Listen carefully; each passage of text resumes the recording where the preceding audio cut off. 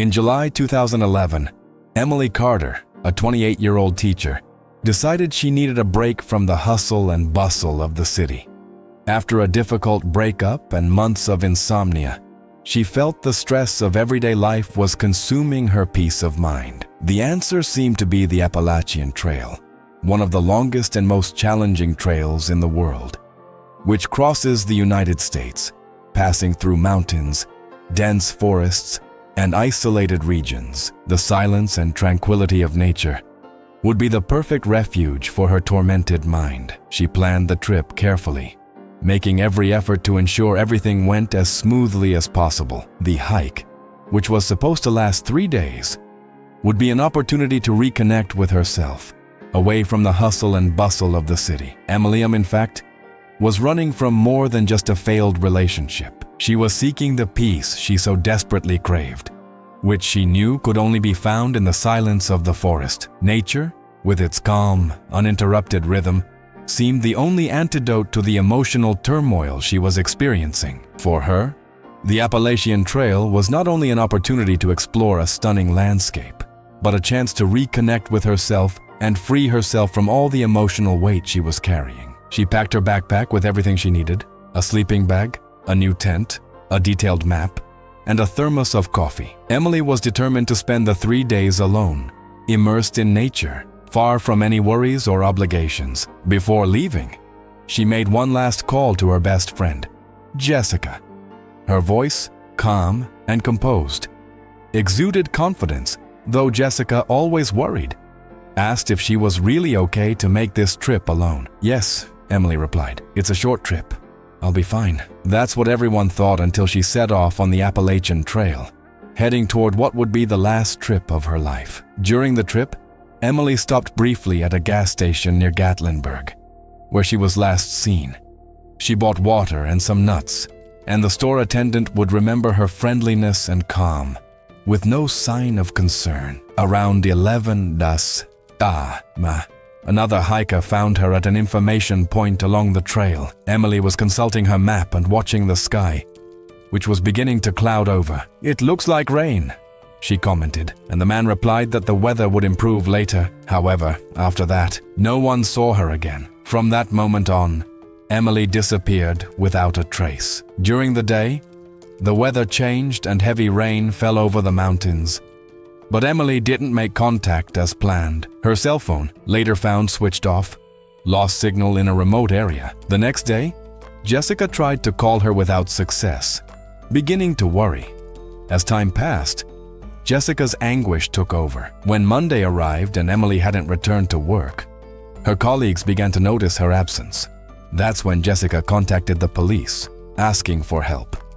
The search began, but initial investigations yielded no concrete results. The only clue found was a backpack hanging from a tree, with items meticulously arranged, but with no signs of a struggle or haste. 5 days after her disappearance, the search continued without success. But everything changed the following year, when 2 local hunters, while hunting in the area, made a macabre discovery: Emily's body hanging from a tree, tied with a metal chain. The location was isolated and far from any known trail. Police launched an investigation and, over time, discovered that Emily's murder was part of a larger pattern involving other mysterious disappearances in national parks. Details about the man behind these crimes began to emerge, revealing a disturbed individual named Warren Miller, who believed he was purifying nature by eliminating those who, indifferently, entered the forests. When Miller's diary was found, it revealed a fanatical mind that viewed his victims as excesses that needed to be removed to restore the harmony of nature. Emily's case thus transformed from a simple disappearance into an investigation into a series of murders planned by a man who believed he was acting on behalf of a higher purpose. Every detail uncovered in the investigation linked Warren Miller to other disappearances, making Emily's case just one victim of his obsession. And most disturbing of all, Warren Miller was still at large, and the true motive for his actions had yet to be revealed. His arrest and the revelation of his sinister motives marked the end of a nightmare that had long lurked in the shadows of the forest. Now, Do you want to know what happened after Warren Miller's arrest and how the investigation continued to uncover darker secrets? Subscribe to the channel so you don't miss the continuation of this chilling story. And stay up to date with all the details of the case. Emily's story isn't over, and the mystery may still surprise us. The forest has much more to reveal. Emily Carter seemed at peace with her decision to hike the Appalachian Trail. Her friends and family knew her as a quiet person who often retreated into moments of introspection. When she talked about her trip, no one noticed anything unusual in her behavior. She was a free-spirited woman, accustomed to dealing with the daily challenges of her profession as a teacher, and the decision to undertake this solitary hike seemed more like the choice of someone seeking a moment to reconnect with herself. For Emily, the silence of nature was the healing she needed. When she called her friend Jessica, she sounded calm, as she always did. I'm going to the trail. It's only 3 days. I want to disconnect, she said in a soft, calm voice, without hesitation or concern. Jessica, as always, was attentive to Emily's well-being, but saw no reason for alarm. She knew Emily liked to isolate herself from time to time, and this wasn't the first time she'd done something similar. When Emily confirmed that she would be making the trip alone, Jessica didn't insist, as she knew her well enough to know that she was used to adventuring this way. In the days following her departure, everything seemed normal. Emily began her hike on July 20th, 2011. She was well prepared, with her backpack loaded with essentials like a tent, sleeping bag, map, and food. At 7:00 Yamori Mest, she left her apartment in Charlotte, North Carolina, heading for the trailhead, feeling like she was doing something she truly needed to do. Along the way, she stopped at a gas station near Gatlinburg, where she was last seen. The attendant remembers the moment clearly. Emily was calm, bought water and some nuts, and chatted briefly with her, showing no signs of rushing or concern. Around 11:00 a.m., Emily was spotted by another hiker at a trailhead. He remembers her watching the sky and commenting on the possibility of rain. When he suggested the weather would improve in the afternoon, Emily agreed. But no one saw her again after that encounter. The weather did, in fact, deteriorate rapidly, with rain taking over the area, but there was no indication she was in trouble. She had planned to text Jessica at the end of the first day of hiking, informing her of her resting place. But she didn't. When Jessica tried to contact her, Emily's phone was already turned off. At first, Jessica thought the signal was poor due to the dense vegetation in the mountains, and that Emily might have gotten lost along the way or decided to camp in a remote location. However, as the hours passed and there was no communication, her concern began to grow. Emily didn't return home on Sunday night, and this began to draw attention at work. Her absence from school was quickly noticed, and her colleagues tried unsuccessfully to call her. When Jessica couldn't get an answer by phone, she tried to contact the authorities. This was an extreme measure, as Emily had experience hiking and had done such trips before. At first, the police believed Emily had simply been delayed or lost contact due to the difficult terrain. However, as more time passed and the situation remained unresolved, the gravity of the situation began to be recognized. Police formally began the search on July the 24th, just 4 days after Emily's disappearance. The first significant clue came when officers found Emily's car parked at the trailhead. There were no signs of a struggle or any other evidence that anything was amiss, but the situation seemed strange. The car was locked, with the windows rolled up, and Emily's personal items still inside. There was no sign of a hasty departure or any other incident that would explain the vehicle's abandonment. As the search began, a rescue team was dispatched to scour the area where Emily had allegedly walked. Using sniffer dogs, officers followed for several miles, but clues were scarce. Emily's trail seemed to disappear near a large, moss-covered boulder. The dogs, who had followed the trail to that point, were unable to detect any trace of her. This was the first strange moment in the investigation. No footprints, no evidence of any effort by Emily to move away from the path. It seemed she had simply vanished. Efforts to locate her continued over the following days. But as time passed, the sense of mystery intensified. The lack of clues and the absence of any logical explanation began to worry the police and volunteers who joined the search. Emily, a young and experienced hiker, seemed to have disappeared without a trace. The situation became even more disconcerting when it was discovered that the area where she disappeared was known to be one of the most difficult and treacherous on the Appalachian Trail. With steep terrain and dense forests, throughout the initial investigation, one thing became clear. Something was wrong. It didn't seem like a simple accident or navigational error. The fact that Emily had disappeared without leaving any sign of a struggle or suspicious movement suggested she wasn't simply lost or in danger due to the trail's conditions. Something more was at play, and the search became increasingly complex. The lack of clear evidence and the lack of immediate answers left everyone perplexed. The search for Emily Carter, which began with a simple disappearance, would soon turn into one of the most mysterious investigations in the region. What had really happened to Emily?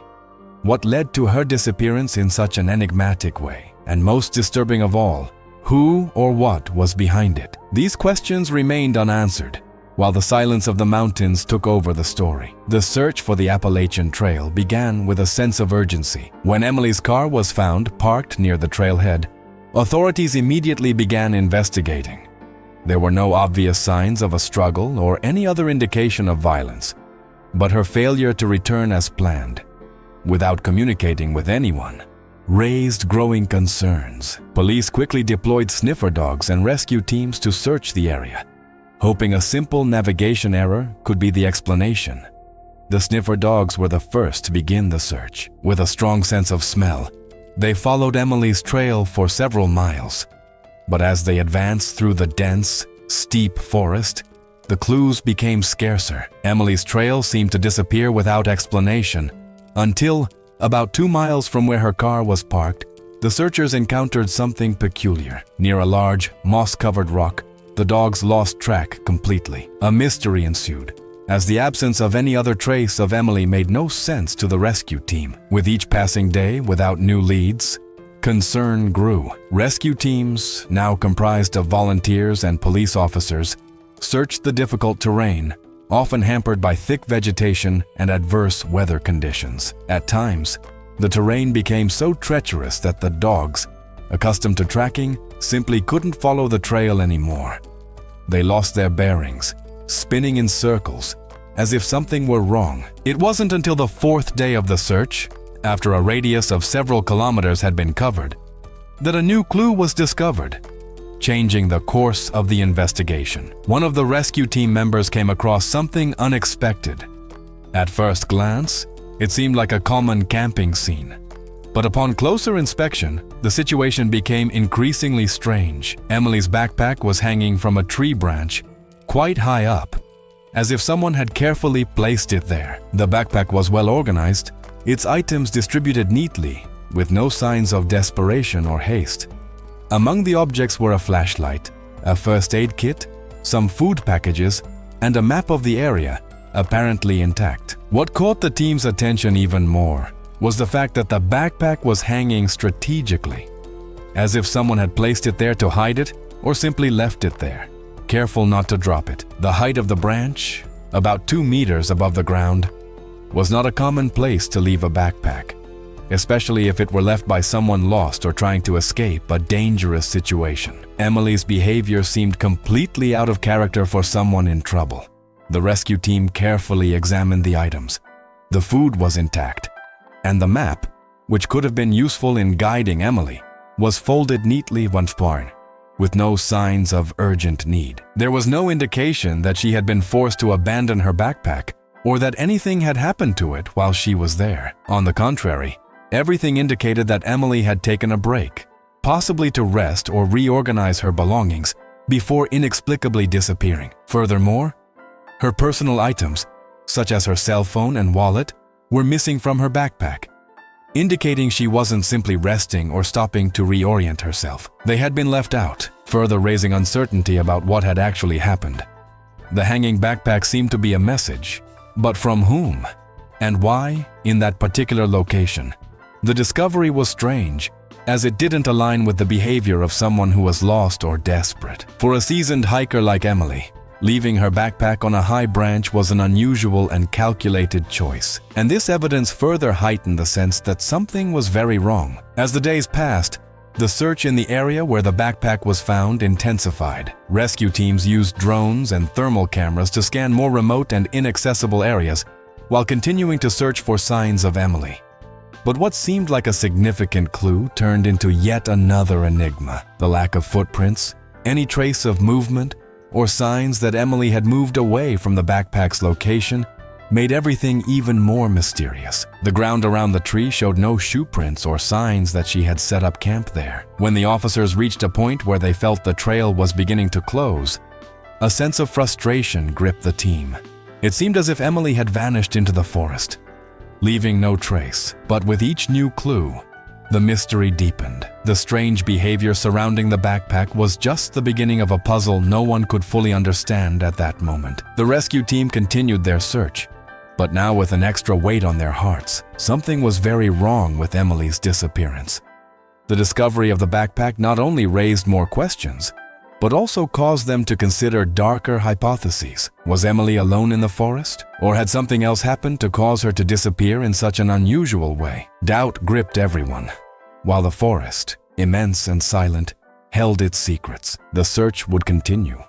But with the backpack hanging on, the answers began to become more elusive, as if the forest itself were hiding something much bigger than a simple disappearance. The search for Emily Carter continued relentlessly, but days passed without any significant sign of her whereabouts. Rescue teams, initially full of hope, began to feel the weight of frustration. With each passing day, the terrain became more unforgiving. Thick vegetation and steep terrain further hampered search efforts. Exhausted volunteers and police officers scoured meters of forest, turning over every rock, leaf litter, and fallen log, but could find nothing that led to a solid clue about Emily.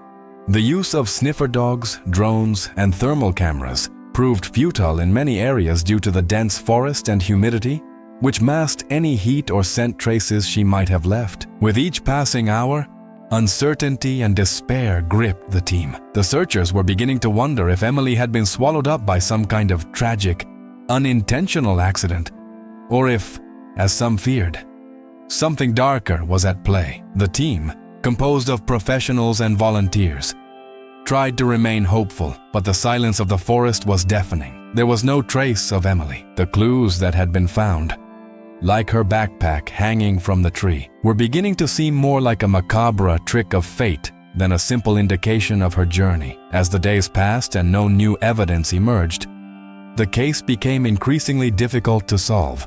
It was then that the police decided to expand the search area, trying to cover as much ground as possible before tracking became impossible due to the advancing dense vegetation and bad weather. But at the same time, a sense of helplessness grew within the team, as it seemed there was nothing more they could do. It was a week after Emily's disappearance that the breakthrough finally occurred. In a remote corner of the forest, two local hunters, Tom and Jason Reed, were on a hunting expedition, far from the beaten tourist trails, following the tracks of a wounded deer. They had strayed from the safest paths in search of the animal, and the terrain began to become more rugged and unexplored. It was an isolated spot, with no signs of civilization for miles. They were disoriented by the maze of ancient trees and thick vegetation when something unusual caught their attention. A strange sensation washed over them both, as if they were being watched. Silently, Tom looked at his brother and whispered, pointing to a distant point. That's when Jason heard the metallic sound of something making a small noise, like a chain being pulled. He approached cautiously, his heart racing. "Did you hear that?" he asked Tom.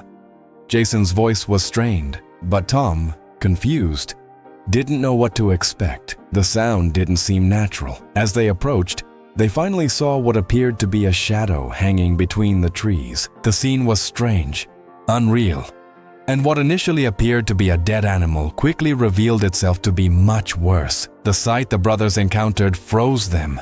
Between two thick branches of a massive oak tree, a person's body was suspended, hanging upside down by a metal chain. It was a woman's, her limbs sagging and her skin discolored but still recognizable. At first, what most caught Tom and Jason's attention was the use of a thick chain, which appeared to have been precisely placed to suspend the body. The chain was tied to a sturdy branch and the body appeared to have been no accident. The bones and muscles were positioned in a way that indicated the person had been placed there. With meticulous care, the scene was surreal. The surrounding nature was silent, as if respecting the presence of something dark and disturbing. The two brothers, stunned, finally approached and identified what appeared to be a young woman with dark hair and a light gray coat, already worn by time and exposure. The coat was familiar, but what caught their attention most was the silver necklace hanging around the victim's neck. A small leaf pendant, a seemingly insignificant detail, would later confirm Emily Carter's identity. Jason, speechless, took a step back, and Tom, almost in a trance, delicately picked up the necklace, realizing it was Emily's one-of-a-kind piece. In shock, the Reed brothers knew something was terribly wrong. They immediately retreated and ran to the nearest road, where they contacted authorities. Police quickly arrived on the scene, and the scene was cordoned off. The body was removed from the tree with the utmost care. But the details of the scene were too disturbing to ignore. The discovery of Emily's body was a brutal turn of events in the case. What had begun as a mysterious disappearance now transformed into something much darker. The use of the metal chain, the meticulous placement of the body, all of this indicated that Emily's murder was no mere accident or isolated tragedy. There was something much more calculated and insidious behind it. Police launched a deeper investigation, seeking answers to the disturbing questions that arose from the discovery. How was Emily killed? Who was responsible for suspending her body in such a cold and calculated manner? And most importantly, why was she singled out? Emily's murder was not only a personal tragedy, but something that threatened to unravel an even deeper mystery. A puzzle that authorities were only beginning to understand. The discovery of Emily Carter's body was only the beginning of a mystery that would become increasingly perplexing as the investigation progressed.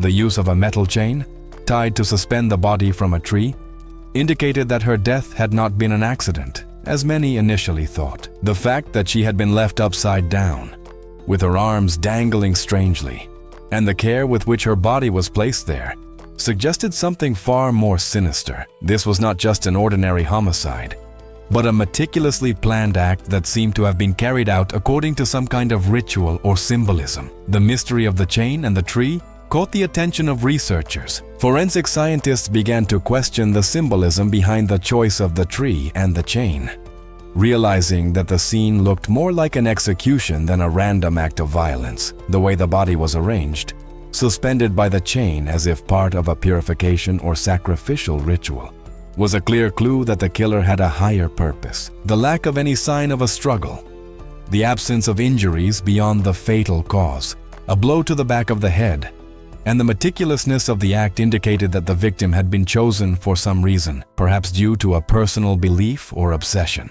As the investigation deepened, it became clear that Emily's death was not an isolated case. Police began to make connections with other mysterious disappearances that had occurred in the same area over the past few years. Several women, all of similar ages and profiles, had disappeared while hiking alone on isolated trails across the United States, including the Appalachian Trail. All of these cases had been filed as disappearances, with no definitive solutions, but now, with Emily's body found and the peculiarity of her death in mind, detectives began to connect the dots. All the disappearances shared a common pattern.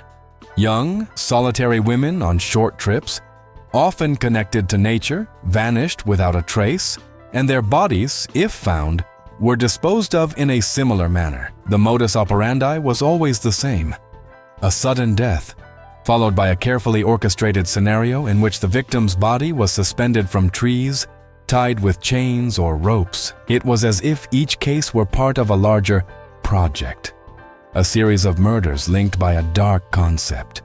It was around this time that a name emerged in the investigation: Warren Miller. He was a former construction worker, a man with a mysterious past and a history of strange behavior. His connection to the disappearances was discovered when investigators reviewed the evidence and began canvassing the areas surrounding the disappearances. Police discovered that Miller had worked on various construction crews and on temporary assignments in national parks. But what was most intriguing was his demeanor during these assignments. He consistently displayed a withdrawn demeanor and an obsession with nature, frequently expressing strange ideas about purification and the need to cleanse the forests of people who, he claimed, were destroying the natural balance. According to accounts from former colleagues, Warren Miller believed the world was out of balance, that nature was being desecrated by humans and their activities. He saw people hiking trails, taking photographs,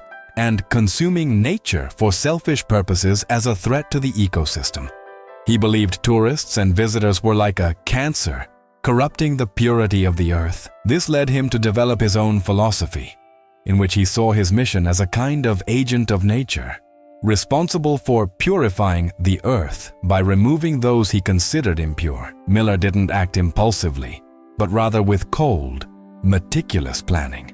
He chose his victims based on personal criteria, observing their interactions with the natural environment. If a person appeared to be there merely to enjoy what nature had to offer, without respecting the code of their beliefs, they were seen as a candidate for purification. The killings were carried out with precision, and the bodies were disposed of symbolically, as if part of a ritual. The hanging of the bodies from trees symbolized a return to nature, according to his beliefs. Each act was a step deeper in his obsession with restoring the balance lost by humanity. Warren Miller's investigation uncovered even more disturbing clues. He kept a meticulous diary, recording the details of his missions. The diary, found in Miller's residence, revealed his observations of the disappearances and the lessons he believed he had learned from each victim. He saw himself as an agent of nature, someone assigned to restore the purity of the earth by removing the human interventions he considered a violation. The diary also detailed his careful selection of victims, noting the appearance, behavior, and activities of the women he observed before deciding to act. This explained the meticulousness with which he prepared each murder, choosing his victims, studying their habits, and then carrying out the execution with eerie calm. As the police pieced together the facts, they began to realize the depth of Miller's obsession. He not only killed, but he did so with the conviction that he was fulfilling a spiritual mission. The deaths of Emily and the other missing women fit a cruelly calculated pattern, in which the killer saw himself as a purifier, someone who, in his twisted mind,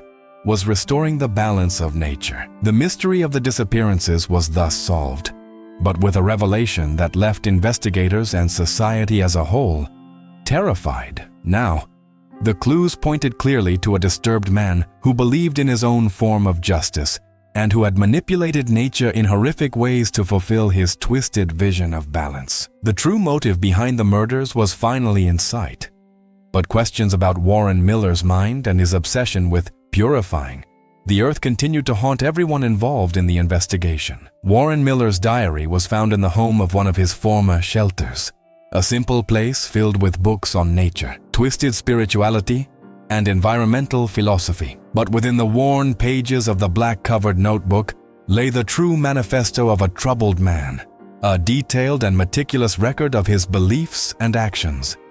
The diary was not just a collection of everyday notes. It was the reflection of a mind obsessed with the idea of purification, where he saw humanity as a threat to the peace and harmony of nature. To him, people who walked the forests and trails, taking photographs, or simply exploring without a true connection to the land, were like intruders, pollutants, who needed to be removed for the natural balance to be restored. The pages were filled with distorted thoughts, reflecting a worldview where violence against humans was justified by the protection of nature. To Warren, he was not a criminal. He saw himself as an environmental steward, someone with a duty to remove those who disrespected the earth. He believed that nature was suffering from human intervention, and that he, more than anyone else, understood this pain. Every word written in his journal revealed a religious fervor for this distorted belief. He considered himself a kind of priest, and each act of murder was a purification of the natural world. a gesture of sacrifice in the name of preservation. He wrote about the women he observed, detailing their physical and behavioral characteristics, something he considered significant in his choice of victims. For him, the panektailiyind, sanctity of nature, should be preserved from people who treated the environment merely as exploration or entertainment. They come with cameras and maps, but they don't know how to listen to what the forest is saying, Miller wrote in one of his entries, referring to his victims. He believed that by killing, he was somehow teaching his victims the truth, a true reverence for nature. Miller became obsessed with these women he saw on remote trails. He observed them for days, taking detailed notes on their habits and behaviors. The strategy was always the same. He approached them while they were alone, giving them the illusion of safety in a natural environment, but in his mind, they were being chosen for his ritual. One of the most disturbing entries in his journal concerned Emily Carter. He described the young woman as quiet but disconnected from the true essence of nature. The journal mentioned that Emily was not there to respect, but to capture moments and take selfies, an idea that repulsed Warren. The way he chose his victims was also clear in the pages of his diary. The women he killed were always those who seemed to be seeking something more superficial, taking photographs, capturing moments, or simply passing time in nature, without truly caring about the ecosystem around them. He saw this as a transgression, and so they were kidnapped from the natural cycle to be taken to a place where nature would take back what belonged to it. He noted the dates, locations, and characteristics of each victim, as if building a collection, a portfolio of his lessons in purification. This showed how meticulous and calculating he was. In addition to the notes, the diary also contained photographs, many of them taken by Warren during his surveillance. The images showed the victims in seemingly innocent moments, walking alone or resting at secluded tourist spots, always in remote locations where he knew no one else would be around to help. The photos were taken discreetly, from a distance, capturing the victims in their innocence. In some photos, the women appeared smiling in a moment of apparent freedom and peace, unaware that, somewhere in the distance, a man was watching them, already planning what would happen next. One of the most disturbing photos showed Emily Carter on a cloudy morning, with her back to the camera, a map open in front of her. She seemed to be absorbing the landscape, perhaps planning the next leg of her journey. The photo was taken from a safe distance, unaware of Warren's presence. In another photo, taken later that day, she was standing near a large boulder, seemingly unhurried, her backpack slung beside her. Warren noted that Emily had what he called a fragile connection with her surroundings, something he felt was a flaw. She was in the forest, but she didn't understand what nature was truly asking of her. These images were not just evidence, but a way for Warren to emotionally engage with his victims, creating a distorted bond between them. He didn't see these women as people, but as instruments for carrying out his mission of purification. Each photo, each diary entry, served to reinforce the idea that he was doing good, removing those he saw as impure to the natural world. Most disturbing of all was the calm with which Warren Miller viewed his mission. He didn't see himself as a monster, but as someone who, in a way, was helping to save the world from a greater threat. In one of his final diary entries, he wrote, "The earth cannot heal itself. It needs hands that know how to understand what is at stake. The purification of nature will not be quick, but it will be necessary. They must understand what has been lost. They must go so that the earth can breathe again." Warren Miller's diary was a disturbing window into his mind, filled with distorted beliefs and justifications for his monstrous acts. The idea of purification he championed was rooted in a selfish and fanatical vision, in which he saw nature not as an interconnected and vital system, but as something that needed to be restored to its idealized form. The photographs, notes, and his thoughts revealed how calculated his actions were. He killed not out of impulse or rage, but with a clear objective: to cleanse the world of those he believed threatened the balance of nature. The discovery of Warren Miller's diary was a key to understanding his disturbed mind, but it also revealed the magnitude of his obsession and the degree of control he had over his victims. He not only chose them, but transformed them into pawns in his game, necessary pieces for what he considered to be the salvation of the planet. Warren Miller's psychology reveals the disturbed mind of a man who not only justified his crimes, but viewed them as a sacred mission. He saw himself as an agent of nature, a purifier, destined to cleanse the earth of those he believed threatened the peace and balance of the environment. For Miller, humanity was the source of the imbalance, and the only way to restore harmony was to remove those he considered responsible for destroying nature. He believed the earth was suffering due to human intervention, and in his warped mind, he was the only one capable of righting this wrong. He saw each murder not as a crime, but as an act of ecological justice, a necessary sacrifice to protect the planet. The lack of remorse in his actions was evident. For him, killing his victims was not only acceptable, but essential for the greater good. His worldview was simplistic but terrifyingly effective. He saw everything in binary terms: nature, good and pure, and humans, evil and destructive.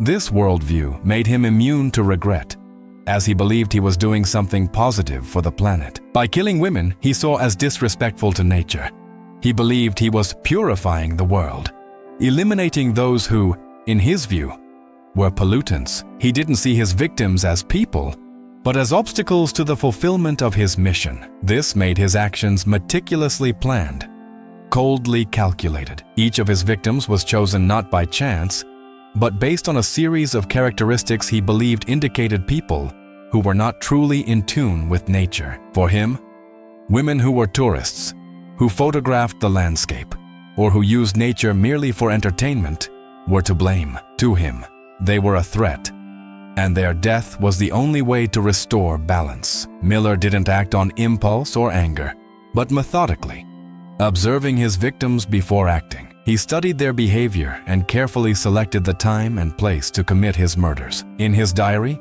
he recorded details about his victims, from the type of clothing they wore to the moments when they appeared most vulnerable. For him, each step was part of a ritual, a journey toward the purification of the world. His actions weren't impulsive, but part of a larger, deeper plan, which he believed to be a divine mission.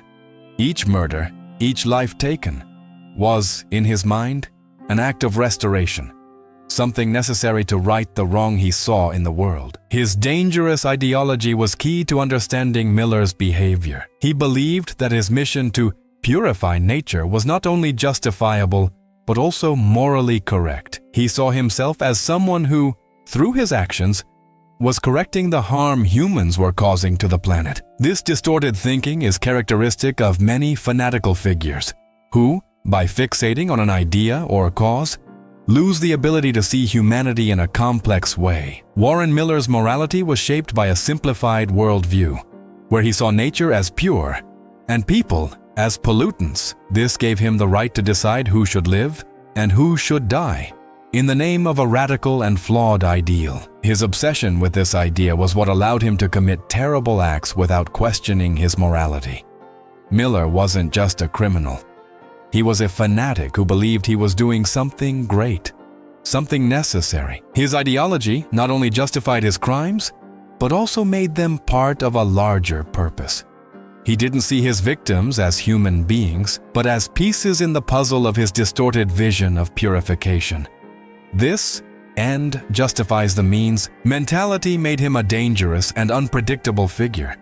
He didn't kill for pleasure or revenge, but with the belief that he was restoring the natural order of the world. This makes his actions all the more disturbing. He didn't act on impulse, but with the complete conviction that he was doing the right thing. His obsession with these distorted ideas and his inability to see the complexity of human life made him a methodical and calculating killer. He believed he was helping nature, but in reality, he was merely destroying innocent lives. The dangerous ideology he followed allowed him to believe his victims were expendable, that their lives were merely a necessary sacrifice for a greater good. Warren Miller is a classic example of how fanatical belief can distort someone's morality, leading them to commit atrocious crimes in the name of a misguided cause. The search for Warren Miller became a complex and tense operation. After discovering his involvement in the deaths of Emily Carter and other women, Police intensified their efforts to locate and capture the killer, who had become one of the country's most wanted fugitives. The clues slowly began to accumulate. Ann Miller, who had previously seemed only a vague shadow in missing persons records, now took shape as one of the most dangerous criminals of our time. His identity was finally confirmed after analyzing his past and the evidence discovered at his residence, including the diary, photos, and notes detailing his murders. His name, Warren Miller, became synonymous with a dangerous type of fanaticism that transcended all logic or morality. After committing his crimes, Miller managed to disappear without leaving any obvious traces. Leveraging his intimate knowledge of nature and isolated areas, he hid deep in remote forests and hard-to-reach areas, where police surveillance had limited reach. However, investigators began to identify connections to his past, tracing his passage through various locations where he had worked in construction and temporary projects. During this investigation, a crucial clue emerged.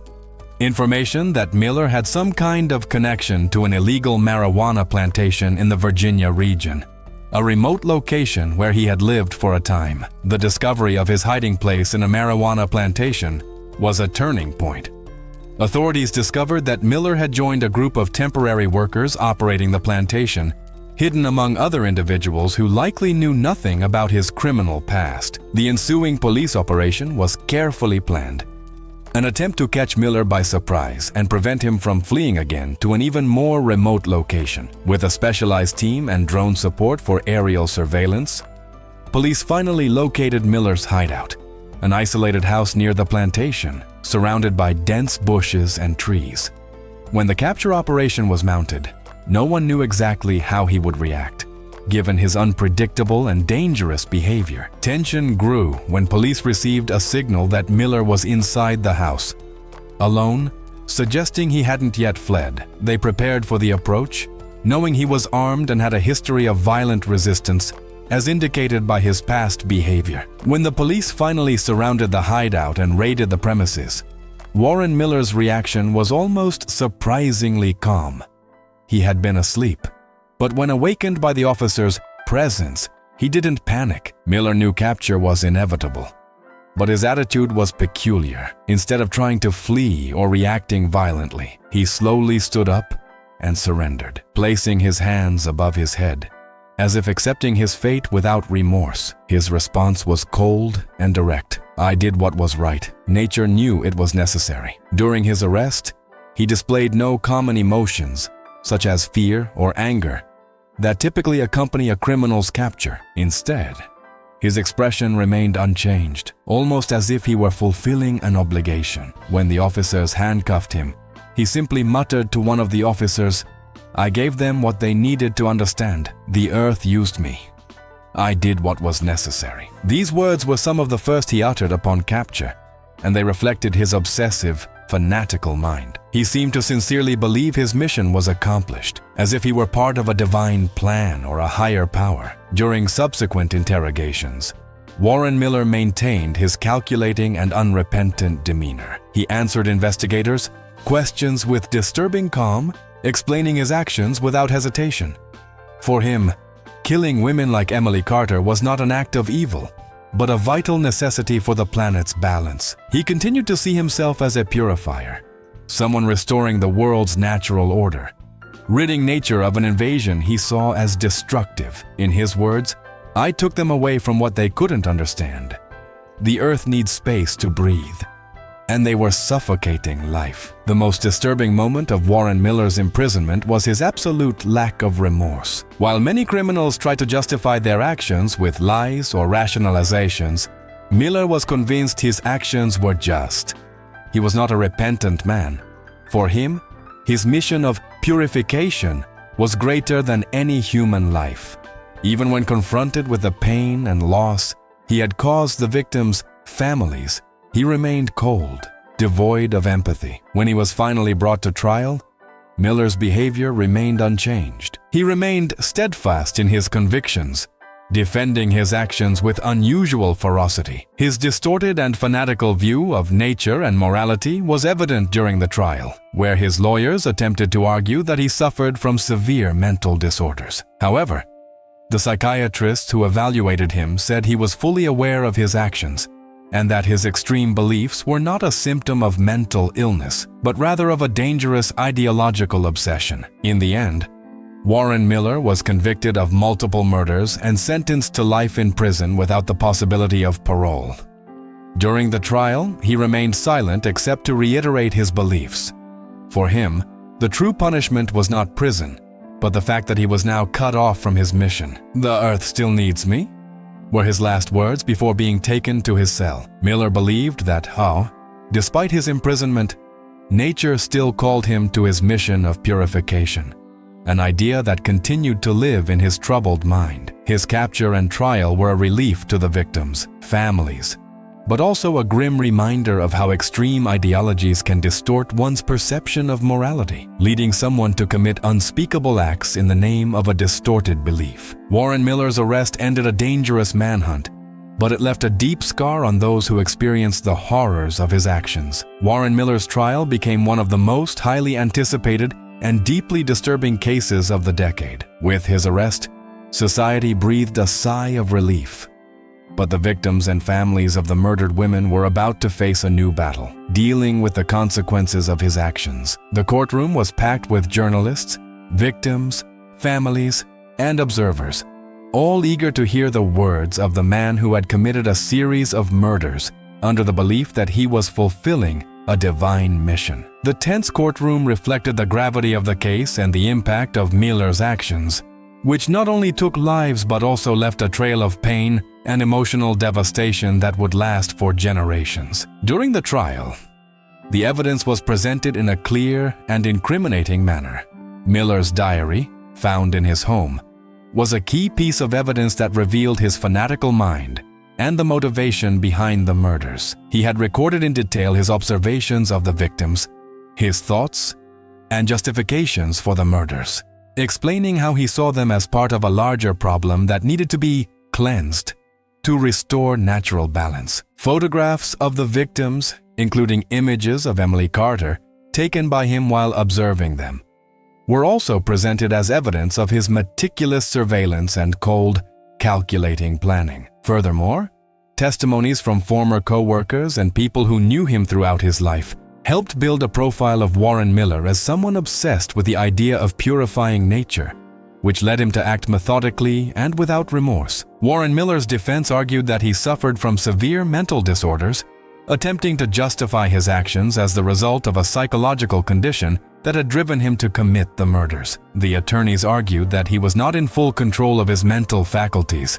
and that his extreme beliefs were symptoms of an undiagnosed mental illness. During the trial, forensic psychologists were called in to evaluate Miller's mental state, and while some suggested he had signs of psychiatric disorders, most experts concluded that he was fully aware of his actions. The idea that he acted rationally, albeit distortedly, prevailed, and the jurors were not convinced by the defense that he was not responsible for his actions. The most emotional moment of the trial came with the testimony of the victims and their families. Jessica Pearson, Emily Carter's best friend, was called to the stand, and her emotional testimony became the highlight of the proceedings. Jessica recounted how Emily was a vibrant person and how she unexpectedly decided to take that trip to the Appalachian Trail in search of peace. She spoke of Emily's plans and how her friend had expressed her need to disconnect from the world to heal. Jessica's pain was palpable as she described the void left in her life after the loss of her friend, and how she could never accept the fact that Emily had been taken away in such a brutal and incomprehensible way. Jessica's words, filled with grief, summed up the devastating impact Miller's actions had. She was taken from us, not by an accident, but by a man who believed he had the right to decide who should live or die. That is something we will never understand. Other family members of the victims, including the parents and siblings of women who disappeared before Emily, also took the witness stand. Their accounts were equally moving and revealed the impact the murders had on their lives. Each of the victims, for these families, was a person full of promise and dreams, whose lives were brutally cut short. The words of a father, who lost his daughter under circumstances similar to Emily's, were particularly moving. "She was my daughter, my light. She was taken from us not by chance, but by a man who believed he was the hand of nature. He not only killed my daughter, but our peace. The pain he caused is priceless." These testimonies moved the court and made clear the human toll of his crimes. Miller's impact was not limited to the suffering of the victims themselves, but extended to their families, whose lives were marked by an unfillable void. The nature of the murders, meticulously planned, motivated by a twisted ideology, added a layer of terror, as the families not only lost their loved ones, but were also left wondering why. What drove Miller to act in such a way, and what he truly believed he was doing. Warren Miller's trial was not just a legal formality, but a direct confrontation with the depths of a fanatical mind. The case exposed how a radical ideology can distort a person's morality to such an extent that they feel justified in committing atrocities. Miller believed he was on a higher mission, a mission of purification. But his actions were not merely cruel. They were profoundly selfish, disguised as a twisted altruism that he used to justify the murder of innocent women. The jury's final verdict was unanimous. Warren Miller was convicted of multiple murders and sentenced to life in prison without the possibility of parole. During the sentencing, Miller showed no remorse, and in his final words, he again reinforced his belief that he was doing the right thing. "I helped them," he said with disturbing calm. "They were just doing evil, and I set them free." For the victims and their families, the verdict did not bring immediate relief. The trial had exposed the depths of their suffering and loss. But despite the sentence, the emotional impact of the murders would continue to reverberate throughout their lives. They had lost loved ones in a horrific and incomprehensible way. And the legal process, while necessary, would not erase the pain of their loss. Even so, Warren Miller's trial represented a quest for justice, allowing the victims and their families to finally confront the man who destroyed their lives. But for many, true justice would be to see his dangerous ideology finally eradicated, and the memory of his victims honored in a way he never could have anticipated. The case of Emily Carter and Warren Miller's other victims left an indelible mark on public perception of the dangers lurking on trails and in natural areas, places traditionally seen as havens of peace and serenity. Emily's disappearance, followed by the macabre discovery of her body and the subsequent deaths of other women, brought to light a terrifying reality. Trails once seen as safe places for contemplation and adventure were now charged with a new, dark meaning. Nature, which so often symbolizes freedom and connection with the outside world, also revealed itself as a place where evil could lurk, camouflaged by the vastness and silence of the forests. For many, hiking the trails became an experience fraught with distrust and fear, as people questioned whether nature could truly be trusted or if it could somehow hide unimaginable horrors. Emily's case, in some ways, made the local forests and mountains more threatening than welcoming, forever altering the way many people viewed these natural areas. Reflection on the boundaries between nature and humanity became central, as the case highlighted the complexity of the relationship between the two. On the one hand, forests and mountains are undoubtedly powerful symbols of peace, spirituality, and self-discovery. For many people, walking in nature is a search for tranquility and inner connection. However, Emily's case and the subsequent deaths demonstrated that this search for peace can, in extreme cases, turn into a nightmare, where what should be a refuge can become a place of imminent danger. The idea that nature is untouched and pure was deeply distorted in the mind of Warren Miller, who believed he was purifying the earth by eliminating those he saw as intruders. This led to reflection on the extent to which the search for peace or balance can be manipulated by distorted beliefs, and how this search, when misinterpreted, can result in tragedy. The story of Emily and the other victims showed that the desire to escape, disconnect, or even find oneself in nature can, in rare situations, turn into a deeply painful and irreparable nightmare. In an effort to honor Emily and Warren Miller's other victims, A memorial was erected at the site where her body was found and on the trail that many believed to be a space of serenity. The memorial was not only a tribute to the victims, but also a somber reminder of what can happen when the purest intentions are distorted by a fanatical mind. However, the memorial also became a point of reflection on the complex relationship between humanity and nature. For visitors, the memorial served not only as a tribute to the lives lost, but as a space to ponder the balance between respect for nature and the dangers it can hide. At the same time, the place could not help but be marked by a sense of tension. The same silence that had once been considered peaceful was now imbued with a weight, a collective memory that would persist for a long time. While the memorial became a place of remembrance and a symbol of the struggle for justice, it also perpetuated the tension there, as for many, the Appalachian Trail would never be the same again. The area, once a place of tranquility, now bore the shadow of what had happened. The silence of the forest, which once invited meditation and introspection, now seemed to echo with the voices of the victims and the memory of a hidden terror. The mark left by Miller, and by the tragedy that followed, became part of the fabric of the trail, making it impossible to disassociate the serenity of nature from the pain and suffering of the victims. For the families and friends of the victims, the memorial was a place of mourning, but also of difficult and painful memory. They would never forget the loved ones they lost so abruptly and violently, and the creation of the memorial only reinforced the longing and absence they left behind. For Jessica, Emily's best friend, the memorial was a place where she could find some solace, but it was also a space where the weight of loss was inescapable. Emily's memory, which once represented the search for peace, was now a constant reminder of how trust in nature could be cruelly shattered. However, the memorial also offered an opportunity for reflection and learning.